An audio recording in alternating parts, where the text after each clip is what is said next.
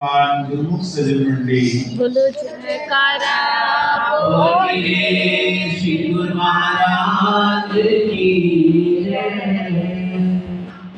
किसी भाव की सेवक के जीवन में जरूरत है और ये भाव ही सेवक के जीवन का श्रृंगार है। जिस सेवक के जीवन में ये भाव दृढ़ हो जाता है, तो जिस दिन से सेवक के जीवन में ये भाव दृढ़ होता है, उसी दिन से सद्गुरु की संपूर्ण रहमतें, संपूर्ण कृपा सेवक को स्वतः ही मिल जाती है। क्योंकि सेवक और स्वामी में एक ही तो दूरी है। जब वो दूरी मिट जाती है, जब वो पर्दा हट जाता है, जिस प्रकार आईना हो और आईने के सामने हम खड़े हो, अगर बीच में पर्दा हो तो आईने में अक्स नजर नहीं आता, और जब वो पर्दा हट जाए तो आईने में हमारा अक्स रूबरू नजर आता है। अब श्री सद्गुरुदेव महाराज जी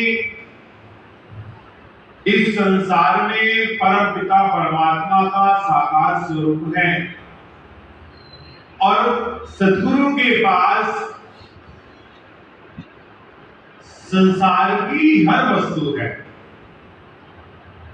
यहां तक कि परमात्मा के धाम में पहुंचाने वाली भक्ति है, यहां तक कि आवागमन से मुक्त कराने वाली मुक्ति है। ऐसे सद्गुरु के पास पहुंचने पर अगर ये भाव हमारे हृदय में दृढ़ रहे, और सेवक बनने के बाद ये भाव दृढ़ रहे। कल वर्णन हो रहा था ना कि सेवक बनना कठिन। शिष्य 108 श्री तृतीय पातशाही महाराज जी के मुखारविंद के वचन कि मुरीद बनना कठिन, मुरीद मुर्दे का नाम। श्री तृतीय पातशाही महाराज जी ने एक दिन वचन फरमाए कि मुरीद सबसे ऊंची पदवी है। गुरुमुख ऊपर, गुरुमुख थल्ले। महाराज जी ने गुरुमुख की महिमा वर्णन की है। गुरुमुख नादन, गुरुमुख वेदन, गुरुमुख रिया समाये। अर्थात गुरुमुख इतनी ऊंची पदवी है कि सर्वोपरि गुरुमुख है और मूल भी गुरुमुख है, और गुरुमुख की ही ये काया माया है। गुरुमुख को इस संसार में एक राजे की तरह जीने का आनंद है। तो कल वर्णन हो रहा था कि सेवक बनने के मार्ग पर चलना और चलते जाना और एक दिन सेवक बन जाना, ये 3 स्टेज हैं। जो पूरा सेवक होता है उसके अंदर सदैव ये गुण होता है कि मैं नहीं, सब किसको, और ये भाव आने की देर है। अभी सुना ना आपने, जिस दिन सेवक के हृदय में ये भाव दृढ़ हो जाता है ना,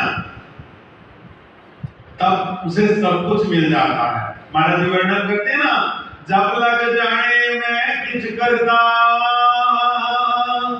तब लग गर्व जून में फिरता। अर्थात जब तक ये सोचता है कि मैं कर रहा हूं, मैं कर रहा हूं, मैं कर रहा हूं, तब तक ये गर्भ योनि में आता है, जाता है, जन्मता है, मरता है, जन्मता है, मरता है। और जब ये भाव खत्म हो जाता है, तू तू करता तू गया, मुझ में रही ना हूं, बारू तेरे नाम पर जित देखूं तित को। जब ये भाव दृढ़ हो जाता है कि मैं नहीं, श्री गुरु महाराज जी आप हैं, बस आप कृपा करना, आप अपने चरणों से लगाए रखना, हम आपके हैं। गाना आसान है, तान मान दान सब कुछ है तेरा, स्वामी सब कुछ है तेरा, तेरा तुझको अर्पण प्याला आगे में लगाते हो ना श्री आरती में, तो तन मन धन है भी उनका और दृढ़ भाव रहेगी वास्तविक अर्थों में उनका है। इतिहास में वर्णन आता है, श्री गुरु गोविंद सिंह महाराज जी के पावन चरणों में एक छोटा सा बालक संगत के साथ आया। उस बालक की उसने आकर सजना किया, प्रणाम किया, दंडोत की और मत्थे टेकने का अलग अलग भाव है, लेकिन सद्गुरु सबके भाव समझ जाते हैं। जैसे ही उस बच्चे ने मत्था टेका तो श्री गुरु महाराज जी ने बड़े प्रेम से उसको निहारा, आशीर्वाद दिया और मुस्कुरा के श्री गुरु गोविंद सिंह महाराज जी के पावन समय की घटना है, लीला है। दशम पातशाह श्री गुरु गोविंद सिंह महाराज जी, तो श्री गुरु महाराज जी उस बालक से 15 वर्ष का वो बालक है, उससे बड़ा मुस्कुरा के पूछते हैं कि बच्चा, बेटा तेरा नाम क्या है? तो दोनों हाथ जोड़ के नम्रता से विनती करता, सच्चे पातशाह घर वाले आपके दास को जोगा सिंह कह के बुलाते हैं। कितना सुंदर है, कितनी सुंदरता से श्री चरणों में विनती की।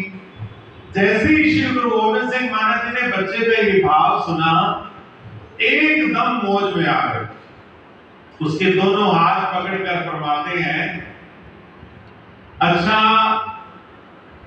जोगिया तुम्हें दस तो किसने जोगा? तो उस बच्चे ने आंखों से प्रेम अश्रु बहाते हुए, आंखों से आंसू बहाते हुए सिर झुकाकर विनती की, सच्चे पातशाह मैं आप जी दे जोगा। उसका प्रेम, उसके आंसू, उसके भाव